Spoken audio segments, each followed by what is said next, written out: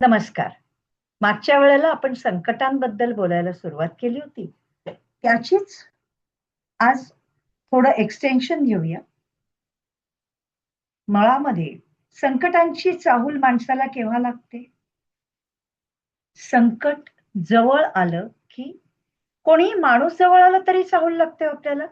मग संकट जवळ आल्यावर का नाही चाहूल लागत? लागायला हवी नाही का? पण ती प्रत्येक वेळेला लागतेच असं नाही. म्हणून संकटाची चाहूल म्हणजे काय? ती कधी लागते, कशी लागते हे समजतानाच आपल्याला आणखीन एक गोष्ट समजायची आहे, ती गरजेची आहे. ती म्हणजे माणूस त्याच्या नकळत संकट आपल्याजवळ कसं, केव्हा आणि का बोलावतो. आणि याच्याकरता आपल्याकडे एक म्हण आहे, विनाशकाले विपरीत बुद्धी. जेव्हा आपला विनाश जवळ येतो, त्यावेळेला आपली बुद्धी भ्रष्ट होते. कारण ऊर्जा, एनर्जी ही नेहमीच वेगळ्या वेगळ्या स्थितीमध्ये असते. ऊर्जेची ऊर्जा कमी किंवा जास्त होत नाही. Law of conservation of energy लक्षात घ्या तुम्ही. ऊर्जा त्याची फक्त स्थिती बदलते. कदाचित त्याच्यामुळे असेल, मला आठवते शाळेत असताना जेव्हा एनर्जी बद्दल शिकवलं गेलं, त्यावेळेला जेव्हा शाळेमध्ये पहिल्यांदा फिजिक्सची ओळख होते, त्यावेळेला एनर्जी बद्दल शिकवलं गेलं. त्यावेळेला शाळेमध्ये टीचरना विचारलं बाईंना आमच्या, की बाबा तुम्ही जे सांगताय कायनेटिक एनर्जी किंवा potential energy, heat energy, electricity energy, पण हे काहीच नाही आणि फक्त एनर्जी अशी असते ती कुठली आणि ती कशी असते?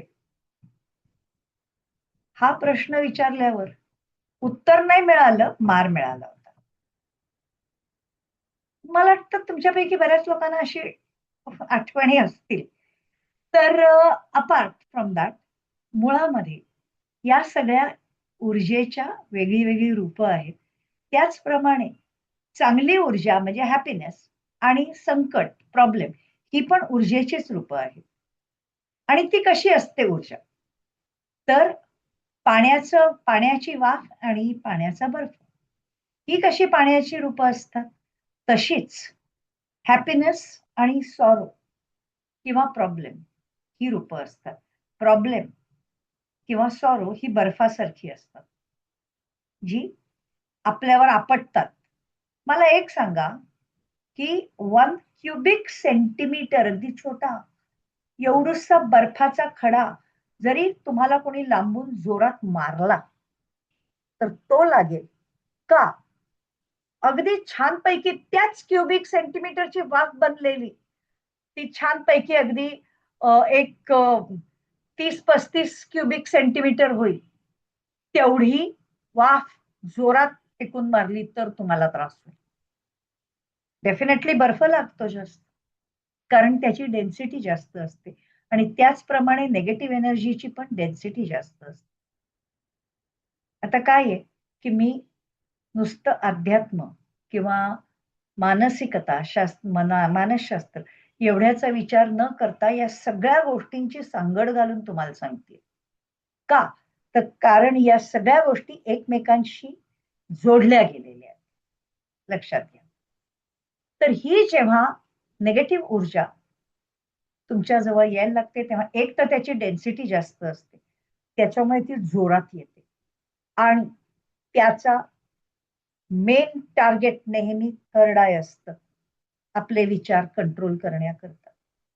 त्याच्यामुळे तुमच्या थर्ड आय वरचं कवच जरा सैल झालं की खटकन ती आपटते. बुलेट घातल्यासारखं पॉइंट ब्लँक इकडे ठेवून जर का बुलेट मारली रिव्हॉल्व्हरची तर काय होणार? पुढच्या क्षणाला माणूस गेला. तितक्या पद्धतीने इथेच तुमचा अटॅक होतो विचाराचा. ती वैचारिक बुलेट पडली की माणूस ऑटोमॅटिकली निगेटिव्ह विचार करायला लागतो आणि मग जे मदत करणारे असतात त्यांच्याकरता त्याच्या मनात शंका निर्माण व्हायला लागते.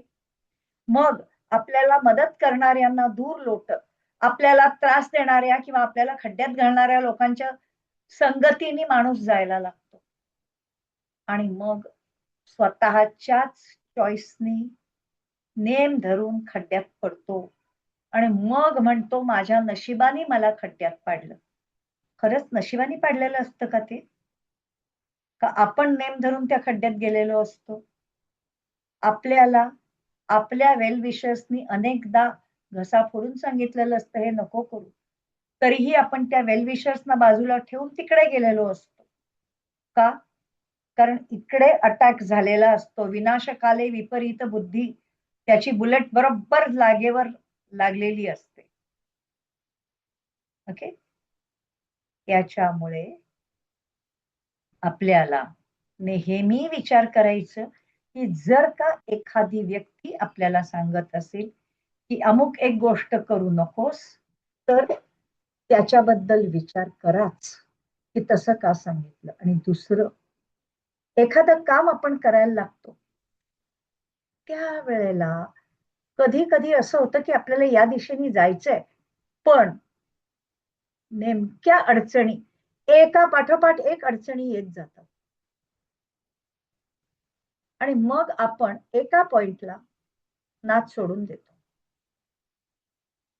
त्यावेळेला एक लक्षात ठेवायचं की त्या अडचणी येत आहेत कारण आपण योग्य दिशेने चाललेलो आहोत आणि आपल्यावर येणाऱ्या संकटांना नकोय की आपण योग्य दिशेने जावं, म्हणून त्या अडचणी आपल्या समोर टाकल्या जात आहेत.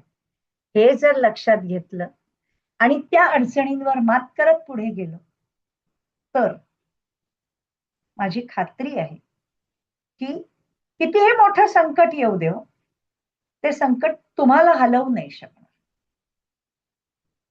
आता मगाशीच कोणाशी तरी बोलताना एक आमचे परिचित ऍस्ट्रॉलॉजर आहेत, मला विचारत होते तुमच्या लाईफ मधला अमुक एक ते अमुक एक इतकी वर्षांचा काळ खराब होता का?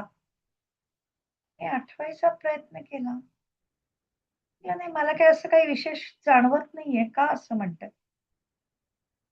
तर म्हणे त्या तो पिरियड तुमच्या पत्रिकेमध्ये दाखवतंय की तुमच्याकरता खूप कष्टदायक काळ होता वगैरे. म्हटलं असला तर असेल बाबा, पण तुमच्या पत्रिकेने तुम्हाला जरूर दाखवलं असेल तसं. पण मुळामध्ये माझी वृत्ती काय आहे, तर निगेटिव्ह संकट येतंय याची जाणीव आली, संकटाची चाहूल आली की त्या संकटाला बगल देत आपण कसं पुढे जायचं हे शोधायचं आणि त्या रस्त्याने जायचं. ही माझी पहिल्यापासूनची पद्धत आहे. त्याच्यामुळे संकट कितीही मोठं यायचा प्रयत्न करू दे, त्याला बाजूला सारून पुढे जाणार हे माहिती असतं. मग कशाला म्हणायचं वाईट काळ आणि चांगला काळ, सोडा ना. पण ही परिस्थिती तेव्हाच निर्माण होऊ शकते जेव्हा तुम्हाला तुमच्या संकटांची लागलेली चाहूल कळून त्याच्यावर योग्य पद्धतीने कारवाई करणं हे तुम्हाला साध्य होतं आणि त्याच्यासाठी तुमचा स्वतःच्या आज्ञाचक्रावर पूर्णपणाने ताबा असतो. याच्यावर विचार करा. पुढच्या वेळेला पण आपण या विषयावर अजून डिटेलमध्ये बोलूच या. मी तुम्हाला काही उदाहरणं पण दाखवेन.